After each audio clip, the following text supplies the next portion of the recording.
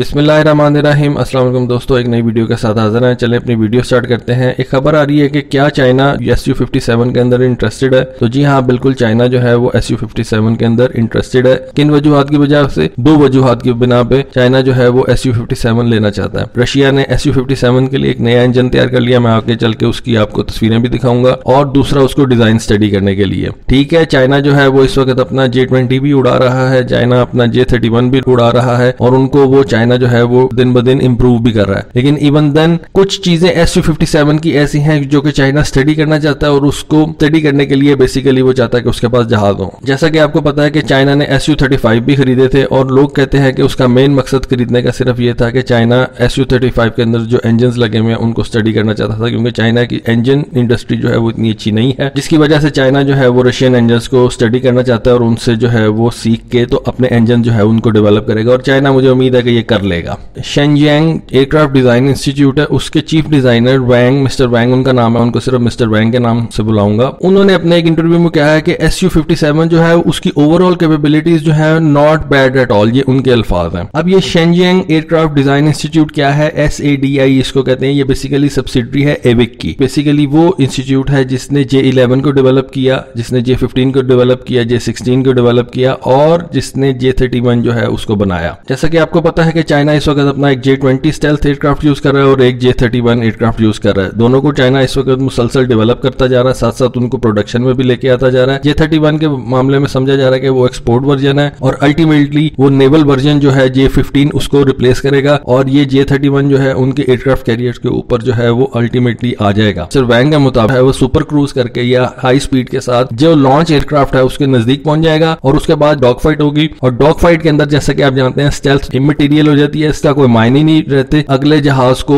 वो गिरा लेगा। ये रशियन थिंकिंग है, और बियॉन्ड विजुअल रेंज जो है वो अमेरिकन थिंकिंग है। अब ये कौन सी थिंकिंग जो है वो बेहतर है, ये एक अलग बहस है। मैं समझता हूं कि जो BVR है वो आने वाला फ्यूचर BVR का ही है। ये मैंने क्यों कहा कि चाइना जो है इसको लेने में इंटरेस्टेड है। चाइना कंट्रोल्ड रिजीम है, वहां पे बातें ऐसा निकलती नहीं है। अब अगर मिस्टर वैंग जो कि इतने हाई लेवल के ऊपर बैठा हुआ है और वो एक इंस्टीट्यूट का चीफ डिजाइनर है, अगर उसने कोई बात की है तो इसके अंदर कोई वजन होगा, या उसको कहा गया होगा कि आप ऐसी बात करें और अपना इंटरेस्ट शो करें। रशिया ने जो ये डिसीजन लिया है कि वो 76 SU-57 उनको इंडक्ट करेगा अपनी एयरफोर्स के अंदर, इस वजह से बहुत ज्यादा मुल्कों को बूस्ट मिला है कि हम भी इसकी तरफ जाएं। इंडिया को उसने दोबारा ऑफर किया है, टर्की को उसने ऑलरेडी ऑफर किया हुआ है, चाइना को भी उसने ऑफर कर दिया हुआ है। स्टेल्थ ठीक है, उसका F-22 के बराबर तो नहीं है। F-22 is benchmark. अगर आपने किसी चीज का स्टेल्थ देखना है कि किसका स्टेल्थ दुनिया में सबसे बेहतरीन है, तो वो F-35 भी नहीं है, वो सिर्फ और सिर्फ F-22 है। उसका जो स्टेल्थ है वो बेंचमार्क है। बहुत से लोग ये सोच रहे होंगे कि चाइना तो अपना J-20 यूज करता है, चाइना तो अपना J-31 यूज करता है, तो मिस्टर वैंग ने कहा कि हम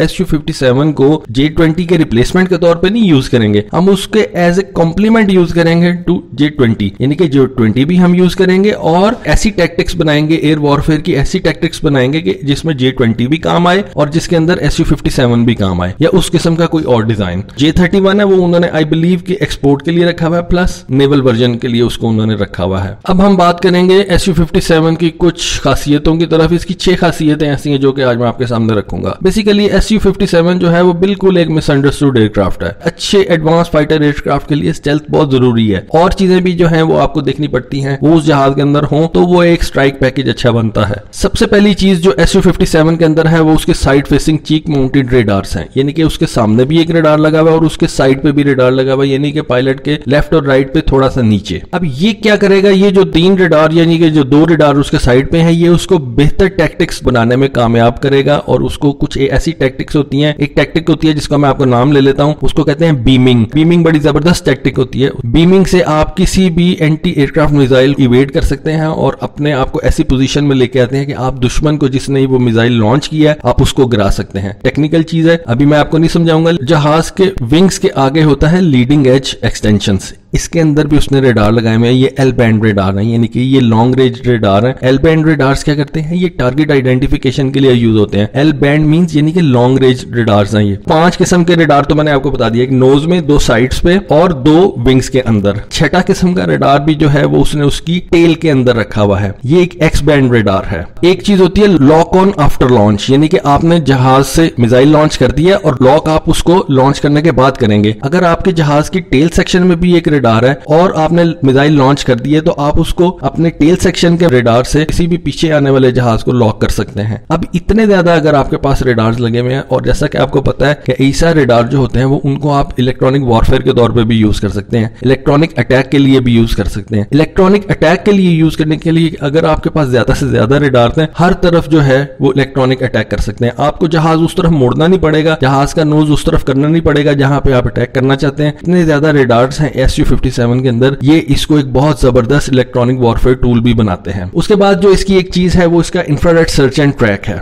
ये इसके नोज के ऊपर लगा हुआ, ठीक है, ये स्टेल्थ को जो है कॉम्प्रोमाइज करता है, लेकिन इवन देन अगर आप अपना रेडार बंद करके जाना चाहते हैं, फ्रंट फेसिंग रेडार बंद करना चाहते हैं, तो ये IRST आपको बहुत ज्यादा लॉन्ग रेंज दे देता है ताकि आप इलेक्ट्रो ऑप्टिकल टारगेटिंग सिस्टम के जरिए से दुश्मन के जहाज को आइडेंटिफाई करें और उसको उसके ऊपर मिसाइल फायर कर दें। तीसरी चीज जो है ये है directional infrared counter measure system. ये बड़ी जबरदस्त चीज है। ये आप देख सकते हैं कि ये ऊपर भी लगी हुई है, ये निचली साइड पे भी लगी हुई है, ये हेलीकॉप्टर्स में भी लगी होती है, ये हर आने वाले नए एडवांस जहाजों के अंदर लगी होती है। ये क्या करती है, ये जो हीट सीकिंग मिसाइल्स आपकी तरफ आ रहे होते हैं, अगर किसी हीट सीकिंग मिसाइल यानी कि मैन पैड ने आपको लॉक कर लिया और वो आपकी तरफ आ रहा है, तो ये उसको जो है डायरेक्शन उसकी चेंज कर देते हैं। ये ऐसे इंफ्रारेड उसकी तरफ छोड़ते हैं, लॉक तोड़ के तो उसकी डायरेक्शन जो है स्ट्रे कर देते हैं और वो किसी दूसरी तरफ चला जाता है। इस तरह से आपका जहाज जो है वो बच जाता है। चौथी चीज अगर आप देखें तो इसके अंदर जो इसके लैंडिंग गियर्स हैं, इनके अंदर एक इसके पिछली साइड पे खास किस्म की प्रोटेक्शन लगी हुई है जो कि इसके एयर इनटेक्स के अंदर किसी भी किस्म की डेब्री जाने को रोकती है। ये खास किस्म की टेक्निक जो है रशिया बहुत पुराना यूज कर रहा है, MiG-29 में भी यूज कर रहा था, SU-37 SU-57 में भी यूज कर रहा है। फिर इस जहाज के अंदर 3D थ्रस्ट वेक्टरिंग है जो कि ज्यादा यूजफुल तो नहीं है, लेकिन समझा जाता है कि हाई एल्टीट्यूड पे, वेरी हाई एल्टीट्यूड और वेरी हाई स्पीड्स के ऊपर ये बहुत ज्यादा कारआमद चीज है। लेकिन इसका सिर्फ एक डिसएडवांटेज ये है कि ये बहुत ज्यादा हाई एल्टीट्यूड पे कारआमद है और बहुत ज्यादा हाई स्पीड के ऊपर कारआमद है। अगर आप मीडियम एल्टीट्यूड के ऊपर आपका जहाज जा रहा है, जो कि ज्यादातर जहाज बहुत ज्यादा हाई एल्टीट्यूड पे नहीं उड़ते, उसमें ये आके तो ये इतना ज्यादा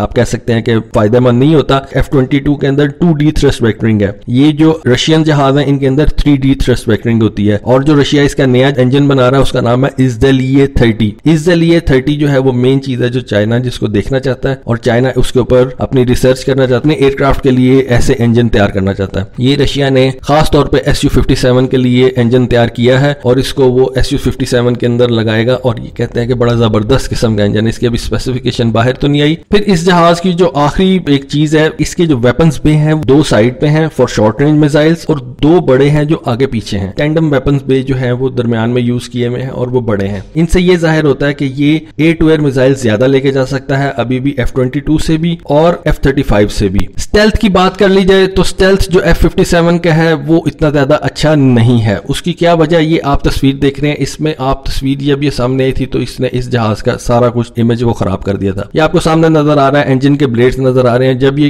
हेड ऑन अगर कोई रेडार आपको देख रहा है तो हेड ऑन यानी कि फ्रंट साइड से अगर कोई देख रहा है तो ये उसको ब्लेड्स फौरी तौर पे उसके रेडार को नजर आ जाएंगे और आपका स्टेल्थ जो है वो जीरो हो जाएगा। इस वजह से कैसे कहा जा सकता है कि जो SU-57 है वो किसी भी तरह से स्टेल्थ में F-22 के नजदीक नहीं आता। लेकिन क्या ये एक बुरा जहाज है? नहीं, ये बिल्कुल एक बुरा जहाज नहीं है।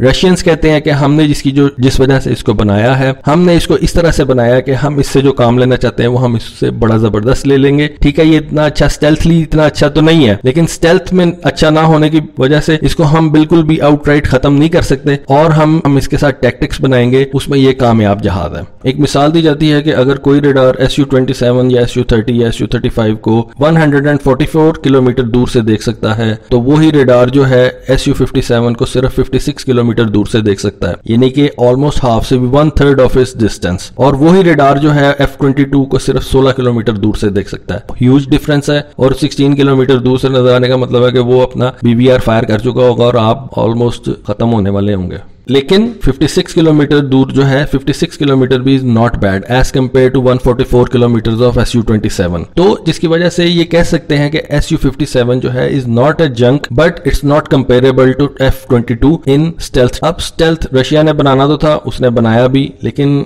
मसला ये है कि रशिया के पास उस तरह से फाइनेंसेस नहीं है। रशिया बहुत पीछे जा चुका है, लेकिन चाइना के पास फाइनेंसेस हैं। चाइना अगर अपने J-20 को इंप्रूव कर रहा है, चाइना अगर अपने J-31 को इंप्रूव कर रहा है, और अगर उसके हाथ ये SU SU-57 लग गया और इसकी टेक्नोलॉजी उसने इनकॉर्पोरेट कर ली अपने J-20s में, अपने J-31 में, तो चाइना के जो जहाज हैं वो बहुत ज्यादा थ्रेट हो जाएंगे किसी भी मुल्क के लिए। तो दोस्तों उम्मीद करता हूं आपको ये वीडियो अच्छी लगी होगी। वीडियो अच्छी लगी है तो प्लीज लाइक करें, सब्सक्राइब करें और कमेंट लाजमी कीजिएगा। Thank you.